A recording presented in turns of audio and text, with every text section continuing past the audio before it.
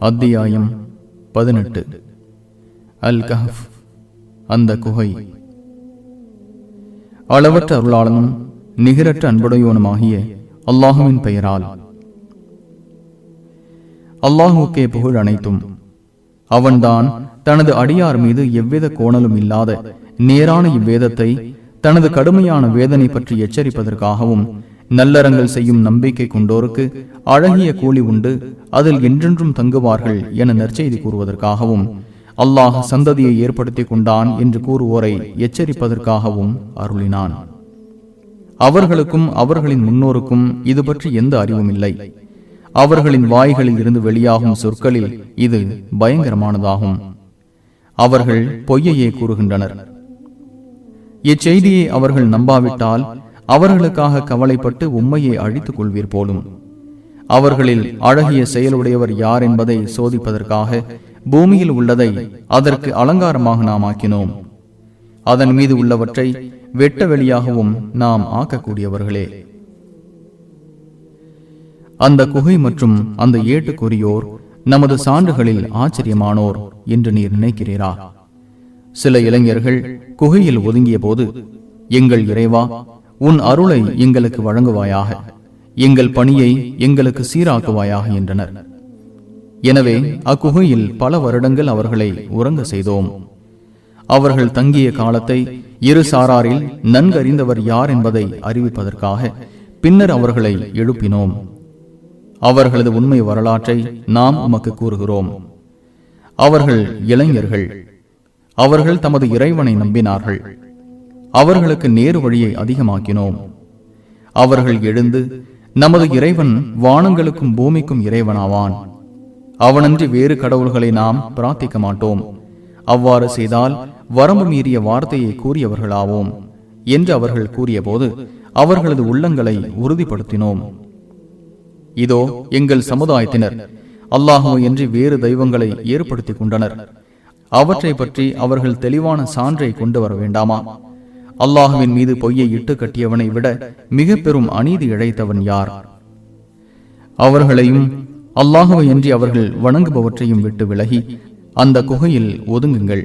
உங்கள் இறைவன் தனது அருளை உங்களுக்கு தாராளமாக அளிப்பான், உங்கள் பணியை எளிதாக்குவான் எனவும் கூறினர். சூரியன் உதிக்கும் போது அது அவர்களின் குகையை விட்டும் வலப்புறமாக சாய்வதையும், அது மறையும் போது இடப்புறமாக அவர்களை கடப்பதையும் காண்பீர். அவர்கள் அதில் உள்ள விசாலமான பகுதியில் உள்ளனர். இது அல்லாஹுவின் சான்றுகளில் ஒன்று. அல்லாஹ் யாருக்கு நேர் வழி காட்டினானோ அவர் நேர் வழி பெற்றவர். அவன் யாரை வழிகேட்டில் விட்டுவிடுகிறானோ அவருக்கு நேர் வழி காட்டும் பொறுப்பாளரை காண மாட்டீர். அவர்கள் விழித்துக் கொண்டிருப்பதாக நீர் நினைப்பீர், ஆனால் அவர்கள் உறங்கிக் கொண்டுள்ளனர். அவர்களை வலப்புறமும் இடப்புறமுமாக புரட்டுகிறோம். அவர்களின் நாய் தனது முன்கால்களை விரித்து வாசலில் உள்ளது. அவர்களை நீர் எட்டி பார்த்திருந்தால் அவர்களை விட்டு வெருண்டோடியிருப்பீர். அவர்களால் அதிகம் அச்சமடைந்திருப்பீர். அவர்கள் தங்களுக்கிடையே விசாரித்துக் கொள்வதற்காக இவ்வாறு அவர்களை உயிர்ப்பித்தோம். எவ்வளவு நேரம் தங்கியிருப்பீர்கள் என்று அவர்களில் ஒருவர் கேட்டார். ஒரு நாள் அல்லது ஒரு நாளில் சிறு பகுதி தங்கினோம் என்றனர். நீங்கள் தங்கியதை உங்கள் இறைவன் நன்கறிந்தவன். உங்களில் ஒருவரை இந்த வெள்ளி காசுடன் நகரத்திற்கு அனுப்புங்கள். தூய்மையான உணவு வைத்திருப்பவர் யார் என்பதை கவனித்து அதிலிருந்து அவர் உணவை உங்களுக்காக வாங்கி வரட்டும். அவர் எச்சரிக்கையாக இருக்கட்டும், உங்களை பற்றி அவர் யாருக்கும் சொல்ல வேண்டாம் என்றும் கூறினர். அவர்கள் உங்களை கண்டுகொண்டால் உங்களை கல்லால் எறிந்து கொள்வார்கள், அல்லது அவர்களின் மார்க்கத்தில் உங்களை மீண்டும் சேர்த்து விடுவார்கள். அப்போது ஒரு காலும் வெற்றி பெற மாட்டீர்கள். அல்லாஹுவின் வாக்குறுதி உண்மையானது என்பதையும் யுக முடிவு நேரம் சந்தேகம் இல்லாதது என்பதையும் அறிந்து கொள்வதற்காக குகைவாசிகளை பற்றி அவர்களுக்கு இவ்வாறே வெளிப்படுத்தினோம். அப்போது அவர்கள் தமக்கிடையே முரண்பட்டனர். அவர்கள் மீது ஒரு கட்டடத்தை எழுப்புங்கள், அவர்களை பற்றி அவர்களது இறைவனை அறிவான் என்றனர். தமது காரியத்தில் யாருடைய கை ஓங்கியதோ அவர்கள் இவர்கள் மீது ஒரு வழிபாட்டு தலத்தை ஏற்படுத்துவோம் என்றனர். அவர்கள் மூவர், நான்காவது அவர்களின் நாய் என்று சிலர் கூறினர். ஐவர், ஆறாவது அவர்களின் நாய் என்று மறைவானதை பற்றி யூகத்தின் அடிப்படையில் வேறு சிலர் கூறினர். எழுவர், எட்டாவது அவர்களின் நாய் என்று மற்றும் சிலர் கூறினர். அவர்களின் எண்ணிக்கையை பற்றி என் இறைவனை நன்கு அறிந்தவன், சிலரை தவிர அவர்களை யாரும் அறிய மாட்டார்கள் என்று முகம்மதே கூறுகிறாக. அவர்கள் குறித்து தெரிந்ததை தவிர வேறு எதிலும் தர்க்கம் செய்யாதீர்கள். அவர்களை குறித்து இவர்களில் ஒருவரிடமும் விளக்கம் கேட்காதீர். அல்லாஹ் நாடினால் என்பதை சேர்த்தே தவிர நாளை நான் இதை செய்வேன் என்று எதை பற்றியும் கூறாதீர். நீர் மறந்துவிடும் போது உமது இறைவனை நினைப்பீராக. எனது இறைவன் இதைவிட சமீபத்தில் வழிகாட்டிவிடக்கூடும் என்று கூறுவீராக. அவர்கள் தமது குகையில் 300 ஆண்டுகள் தங்கினார்கள். 9 ஆண்டுகளை அதிகமாக்கிக் கொண்டனர். அவர்கள் தங்கியதை பற்றி அல்லாஹ்வே நன்கறிந்தவன். வானங்கள் மற்றும் பூமியில் மறைவானது அவனுக்கே உரியது. அவன் நன்றாக பார்ப்பவன், நன்றாக கேட்பவன். அவனன்றி அவர்களுக்கு எந்த பொறுப்பாளரும் இல்லை. அவன் தனது அதிகாரத்தில் யாரையும் கூட்டாக்கிக் கொள்ள மாட்டான் என்று கூறுகிறாக. முகம்மதே, உமது இறைவனின் வேதத்திலிருந்து உமக்கு அறிவிக்கப்படுவதை கூறுகிறாக. அவனது வார்த்தைகளை மாற்றுபவன் இல்லை. அவனன்றி எந்த புகலிடத்தையும் நீர் காண மாட்டீர். தமது இறைவனின் திருமுகத்தை நாடி காலையிலும் மாலையிலும் தமது இறைவனை பிரார்த்திக்கும் மக்களுடன் உம்மை கட்டுப்படுத்திக் கொள்வீராக. இவ்வுலக வாழ்க்கையின் கவர்ச்சியை நாடி அவர்களை விட்டும் உமது கண்களை திருப்பி விடாதீர். நம்மை நினைப்பதை விட்டும் எவனது சிந்தனையை நாம் மறக்கடிக்க செய்து விட்டோமோ அவனுக்கு கட்டுப்படாதீர். அவன் தனது மனோ இச்சையை பின்பற்றுகிறான். அவனது காரியம் வரம்பு மீறுவதாக உள்ளது. இவ்வுண்மை உங்கள் இறைவனிடமிருந்து வந்துள்ளது என்று முகம்மதே கூறுவீராக. விரும்பியவர் நம்பட்டும், விரும்பியவர் மறுக்கட்டும். அநீதி இழைத்தோருக்கு நரகத்தை நாம் தயாரித்துள்ளோம். அதன் சுவர்கள் அவர்களை சுற்றி வளைத்துக் கொள்ளும். அவர்கள் தண்ணீர் கேட்டால் முகத்தை பொசுக்கும் உருக்கிய செம்பு போன்ற கொதி நீர் வழங்கப்படும். அது கெட்ட பானம், கெட்ட தங்குமிடம். யார் நம்பிக்கை கொண்டு நல்லறங்கள் செய்கிறார்களோ அவ்வாறு அழகிய செயல் செய்பவரின் கூலியை நாம் வீணாக்க மாட்டோம். அவர்களுக்கு நிலையான சொர்க்கச் சோலைகள் உள்ளன. அவற்றின் கீழ்ப்பகுதியில் ஆறுகள் ஓடும். தங்க காப்புகள் அவர்களுக்கு அணிவிக்கப்படும். சுந்துஸ், இஸ்தபரக் எனும் பச்சை பட்டாடைகளை அவர்கள் அணிவார்கள். அதில் உள்ள இருக்கைகளில் அவர்கள் சாய்ந்திருப்பார்கள். இதுவே சிறந்த கூலி, அழகிய தங்குமிடம். 2 மனிதர்களை அவர்களுக்கு உதாரணமாக கூறுவீராக. அவர்களில் ஒருவருக்கு 2 திராட்சை தோட்டங்களை ஏற்படுத்தினோம். அவ்விரண்டுக்கும் பேரிச்சை மரங்களால் வேலி அமைத்து அவ்விரண்டுக்கும் இடையே பயிர்களையும் ஏற்படுத்தினோம். அவ்விரு தோட்டங்களும் தனது பலனை சிறிதும் குறையின்றி அளித்து வந்தது. அவ்விரண்டுக்கும் இடையே ஆற்றை ஓட செய்தோம்.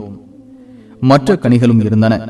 அவன் தனது தோழரிடம் உரையாடும் போது, நான் உன்னை விட அதிகம் செல்வம் படைத்தவன், ஆள் பலம் மிக்கவன் என்று கூறினான். தனக்குத்தானே தீங்கிழைத்தவனாக தனது தோட்டத்துக்குள் நுழைந்தான். இது அழிந்துவிடும் என்று நான் ஒருபோதும் நினைக்கவில்லை என்றான். யுக முடிவு நேரம் வரும் எனவும் நான் நினைக்கவில்லை.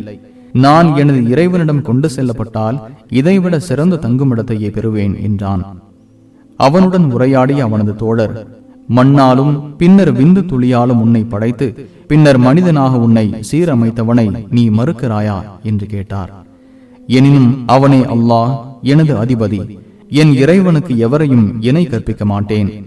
உனது தோட்டத்துக்குள் நுழைந்த போது அல்லாஹ் நாடியதே நடக்கும், அல்லாஹுவால் தவிர எந்த ஆற்றலும் இல்லை என்று நீ கூறியிருக்க கூடாதா? உன்னை விட செல்வத்திலும் சந்ததியிலும் குறைந்தவன் என்று என்னை நீ கருதினாய். உனது தோட்டத்தை விட சிறந்த தோட்டத்தை என் இறைவன் எனக்கு வழங்கி உன் தோட்டத்தின் மீது கணக்கு தீர்க்கக்கூடியதை வானத்திலிருந்து அனுப்பி அதை வழுக்கக்கூடிய களிமண்ணாக ஆக்கிவிடக்கூடும். அல்லது அதன் தண்ணீர் வற்றிவிடும். அதை தேடி பிடிக்க உன்னால் இயலாது என்றும் கூறினார். அவனது கனிகள் சுற்றி வளைக்கப்பட்டன. அது தலை குப்புற விழுந்து கிடக்கும் நிலையில் அதற்காக செலவிட்டது பற்றி கைகளை பிசைந்தான்.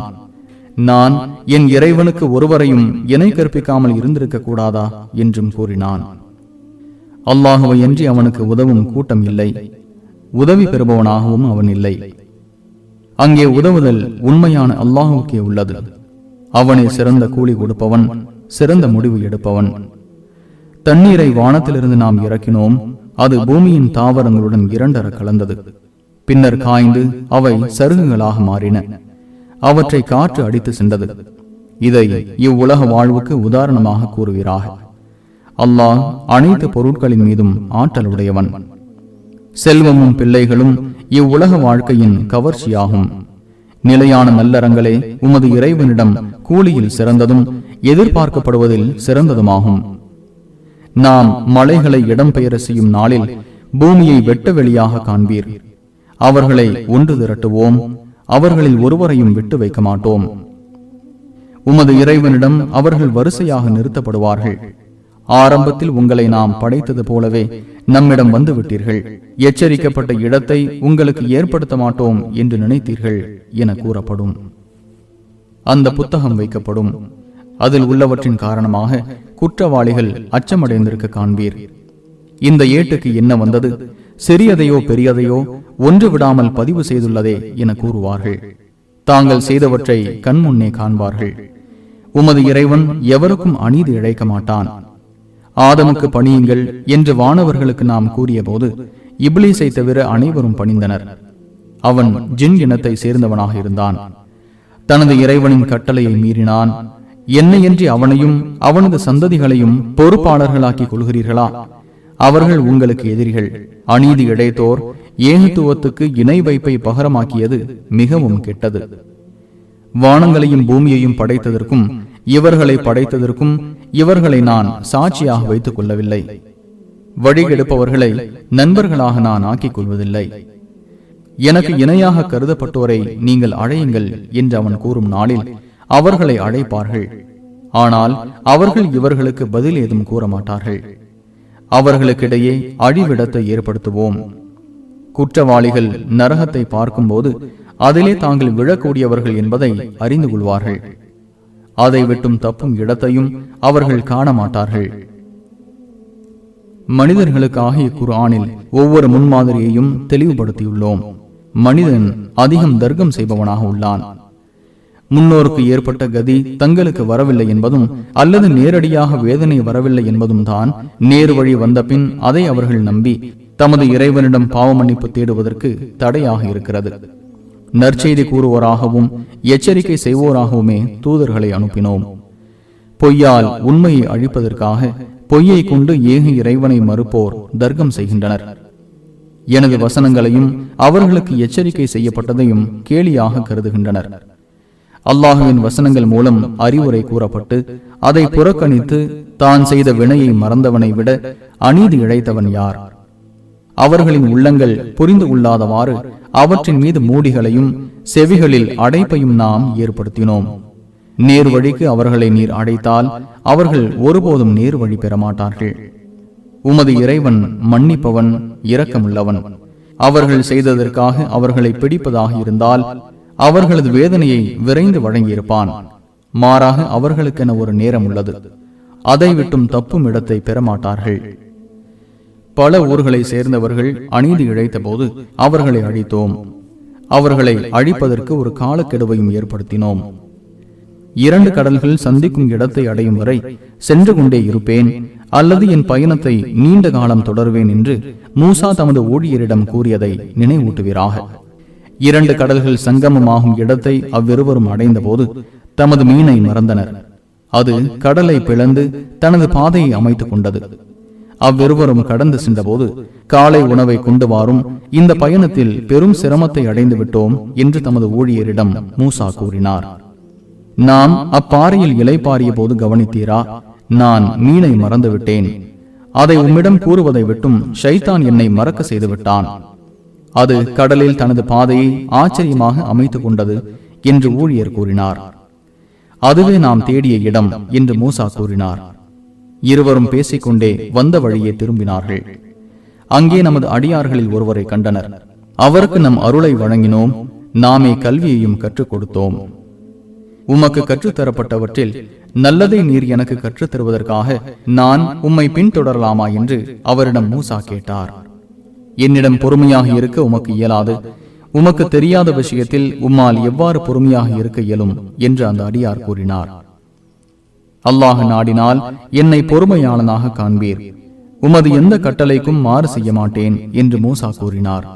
நீர் என்னை பின்பற்றினால் நானாக உமக்கு எதை பற்றியும் விளக்கத்தை கூறும் முன் என்னிடம் கேட்கக்கூடாது என்று அந்த அடியார் கூறினார். இருவரும் நடந்தனர். இருவரும் ஒரு கப்பலில் ஏறியவுடன் அந்த அடியார் அதில் ஓட்டை போட்டார். இதில் உள்ளவர்களை மூழ்கடிப்பதற்காக நீர் ஓட்டை போடுகிறீரா?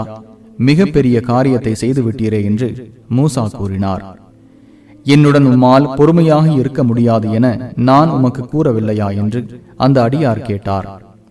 நான் மறந்ததற்காக என்னை பிடித்து விடாதீர், என் விஷயத்தில் சிரமத்தை ஏற்படுத்தி விடாதீர் என்று மூசா கூறினார். இருவரும் தொடர்ந்து நடந்தனர். ஓர் இளைஞனை கண்டபோது அந்த அடியார் அவனை கொன்றார். எந்த உயிரையும் கொல்லாத ஒரு தூய உயிரை கொன்றுவிட்டீரே, தகாத காரியத்தை செய்துவிட்டீரே என்று மூசா கூறினார். நீர் என்னுடன் பொறுமையாக இருக்க முடியாது என உம்மிடம் நான் கூறவில்லையா என்று அந்த அடியார் கேட்டார். இதன் பிறகு எதை பற்றியேனும் நான் உம்மிடம் கேட்டால் என்னுடன் நீர் உறவு வைக்க வேண்டாம், என்னிடமிருந்து போதுமான சமாதானத்தை பெற்றுவிட்டீர் என்று மூசா கூறினார். அவ்விருவரும் நடந்தனர். முடிவில் ஒரு கிராமத்தாரிடம் வந்து அவர்களிடம் உணவு கேட்டனர். அவ்விருவருக்கும் உணவளிக்க அவர்கள் மறுத்துவிட்டனர். அங்கே விழுவதற்கு தயாரான நிலையில் ஒரு சுவரை இருவரும் கண்டனர். உடனே அந்த அடியார் அதை தூக்கி நிறுத்தினார். நீர் நினைத்திருந்தால் இதற்கு கூலியை பெற்றிருக்கலாமே என்று மூசா கூறினார். இதுவே எனக்கும் உமக்கும் இடையே பிரிவாகும். உம்மால் பொறுமையாக இருக்க முடியாதவற்றுக்கான விளக்கத்தை உமக்கு கூறுகிறேன். அந்த கப்பல் கடல் தொழில் செய்யும் சில ஏழைகளுக்குரியது. அவர்களுக்கு பின்னே ஓர் அரசன் இருக்கிறான். அவன் பழுதில்லாத ஒவ்வொரு கப்பலையும் அபகரித்துக் கொள்வான். எனவே அதை பழுதாக்க நினைத்தேன். அந்த இளைஞனின் பெற்றோர் நம்பிக்கை கொண்டிருந்தனர். அவன் அவ்விருவரையும் இறை மறுப்பிலும் வழிகேட்டிலும் தள்ளிவிடுவான் என்று அஞ்சினோம். அவ்விருவரின் இறைவன் அவனுக்கு பதிலாக அவனை விட சிறந்த தூய்மையான நெருங்கி உறவாடக்கூடியவனை பகரமாக கொடுப்பான் என நினைத்தோம். அந்த சுவர் அந்நகரத்தில் உள்ள 2 அனாதை சிறுவர்களுக்கு உரியது. அதன் கீழே அவ்விருவருக்கும் உரிய புதையல் இருந்தது. அவ்விருவரின் தந்தை நல்லவராக இருந்தார். எனவே அவ்விருவரும் பருவமடைந்து அவர்களுக்குரிய புதையலை எடுத்துக் கொள்ள வேண்டும் என்று உமது இறைவன் நாடினான். இது உனது இறைவனின் அருள். இதை நான் என் இஷ்டப்படி செய்யவில்லை. உம்மால் பொறுமையாக இருக்க முடியாதவற்றுக்கான விளக்கம் இதுவே என்றார். முகம்மதே, துல்கர்னைனை பற்றி அவர்கள் உம்மிடம் கேட்கின்றனர். அவரை பற்றிய செய்தியை நான் உங்களுக்கு கூறுவேன் என்று கூறுவீராக. அவருக்கு பூமியில் ஆட்சி செய்ய நாம் வாய்ப்பளித்தோம். ஒவ்வொரு பொருளிலிருந்தும் அவருக்கு வழியை ஏற்படுத்தினோம். அவர் ஒரு வழியில் சென்றார். சூரியன் மறையும் இடத்தை அவர் அடைந்த போது சேறு நிறைந்த தண்ணீரில் அது மறைவதை கண்டார். அங்கே ஒரு சமுதாயத்தை கண்டார். துல்கர்னைனே, அவர்களை நீர் தண்டிக்கலாம் அல்லது அவர்களிடமிருந்து அழகிய முறையில் வரியை பெற்றுக் கொள்ளலாம் என்று கூறினோம். அநீதி இழைத்தவனை பின்னர் தண்டிப்போம். பின்னர் அவன் தனது இறைவனிடம் கொண்டு செல்லப்படுவான். அவன் கடுமையாக தண்டிப்பான் என்று அவர் கூறினார். நம்பிக்கை கொண்டு நல்லறம் செய்வோருக்கு அழகிய கூலி உண்டு. நமது கட்டளைகளில் எளிதானதை அவருக்கு கூறுவோம். பின்னர் ஒரு வழியில் சென்றார். முடிவில் சூரியன் உதிக்கும் திசையை அடைந்த போது ஒரு சமுதாயத்தின் மீது அது உதிக்க கண்டார். அவர்களுக்கு அதிலிருந்து எந்த தடுப்பையும் நாம் ஏற்படுத்தவில்லை. இவ்வாறே அவரிடம் உள்ளதை முழுமையாக அறிவோம். பின்னர் ஒரு வழியில் தொடர்ந்து சென்றார். முடிவில் 2 மலைகளுக்கிடையே உள்ள பகுதியை அவர் அடைந்த போது அதற்கப்பால் எந்த பேச்சையும் புரிந்து கொள்ளாத ஒரு சமுதாயத்தை கண்டார். துல்கர்னைனே, யாஜூஜ் மாஜூஜ் என்போர் பூமியில் குழப்பம் விளைவிக்கின்றனர். எங்களுக்கும் அவர்களுக்கும் இடையே ஒரு தடுப்பை நீர் ஏற்படுத்திட உமக்கு நாங்கள் வரி தரட்டுமா என்று அவர்கள் சைகை மூலம் கேட்டனர். என் இறைவன் எனக்கு அளித்திருப்பதே சிறந்தது. வலிமையால் எனக்கு உதவுங்கள். உங்களுக்கும் அவர்களுக்கும் இடையே தடுப்பை அமைக்கிறேன் என்றார். தனது பணியாளர்களிடம் என்னிடம் இரும்பு பாலங்களை கொண்டு வாருங்கள் என்றார். 2 மலைகளின் இடைவெளி மறைந்து மட்டமான போது ஊதுங்கள் என்று கூறி அதை தீயாக ஆக்கினார். என்னிடம் செம்பை கொண்டு வாருங்கள், அதன் மீது உருக்கி ஊற்றுவேன் என்றார். அதில் மேலேறுவதற்கும் அதில் துவாரம் போடவும் அவர்களுக்கு இயலாது. இது எனது இறைவனின் அருள். என் இறைவனின் வாக்கு நிறைவேறும் போது இதை அவன் தூளாக்கி விடுவான். என் இறைவனின் வாக்குறுதி உண்மையானது என்றார். அவர்களை ஒருவரோடு ஒருவராக மோத விடுவோம். சூறு ஊதப்படும். அவர்கள் அனைவரையும் ஒன்று திரட்டுவோம். நம்மை மறுப்போருக்கு முன்னே அந்நாளில் நரகத்தை நன்கு எடுத்து காட்டுவோம். என்னை நினைப்பதை விட்டும் அவர்களின் கண்கள் திரைக்குள் இருந்தன. உண்மையை கேட்க இயலாமல் இருந்தனர். என்னை மறுப்போர் என்னை என்று எனது அடியார்களை உற்ற நண்பர்களாக்கிக் கொள்ள நினைக்கிறார்களா? நம்மை மறுப்போருக்கு நரகத்தை தங்குமிடமாக நாம் தயாரித்துள்ளோம். செயல்களில் இழப்பை அடைந்தோரை பற்றி நான் உங்களுக்கு அறிவிக்கட்டுமா என்று கேட்பீராக. இவ்வுலக வாழ்க்கையில் அவர்களின் முயற்சி வீணாகிவிட்டது. அவர்களோ தாங்கள் அழகிய செயல் புரிவதாக நினைக்கின்றனர். அவர்களே தமது இறைவனின் சான்றுகளையும் அவனது சந்திப்பையும் மறுத்தவர்கள். அவர்களின் நல்லறங்கள் அழிந்துவிட்டன. எனவே கியாமத் நாளில் அவர்களின் செயல்களுக்கு எந்த எடையையும் ஏற்படுத்த மாட்டோம். அவர்கள் என்னை மறுத்ததற்கும் எனது வசனங்களையும் தூதர்களையும் கேலியாக ஆக்கியதற்கும் இந்த நரகமே உரிய தண்டனை. நம்பிக்கை கொண்டு நல்லறங்கள் செய்தோருக்கு ஃபிர்தௌஸ் எனும் சொர்க்கச் சோலைகள் தங்குமிடமாக உள்ளன. அதில் நிரந்தரமாக இருப்பார்கள். அங்கிருந்து இடம் பெயர்வதை அவர்கள் விரும்ப மாட்டார்கள். எனது இறைவனின் கட்டளைகளுக்காக கடல் மையாக ஆனாலும் எனது இறைவனின் கட்டளைகள் எழுதி முடிவதற்கு முன் கடல் முடிந்துவிடும். உதவிக்கு அது போன்றதை நாம் கொண்டு வந்தாலும் சரியே என்று கூறுவீராக. நான் உங்களை போன்ற மனிதன்தான், எனினும் உங்கள் கடவுள் ஒரே கடவுளே என எனக்கு அறிவிக்கப்படுகிறது. தமது இறைவனின் சந்திப்பை எதிர்பார்ப்பவர் நல்லறத்தை செய்யட்டும். தமது இறை வணக்கத்தில் எவரையும் இணை கற்பிக்காது இருக்கட்டும் என்று முகம்மதே கூறுவீராக.